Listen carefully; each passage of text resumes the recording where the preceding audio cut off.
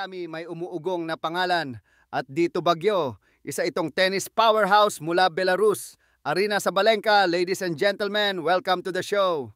Sa laban na umigting ng husto sa finals ng Miami Open 2025, tinuldukan ni Aryna Sabalenka ang kampanya ni Jessica Pegula sa score na 7-5, 6-2. Hindi ito basta panalo lang, ito ang kauna-unahang titulo ni Sabalenka sa Miami at isang matatag na pahayag na siya pa rin ang reyna ng hard court.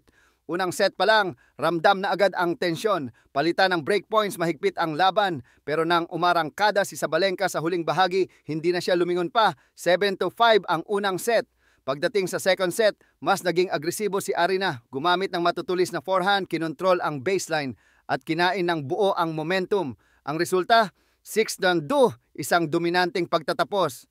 Hawak ang tropeo, baka sa mukha ni Sabalenka ang emosyon, tagumpay ng pawis, sakripisyo at determinasyon. Isang performance na hindi lang panalo.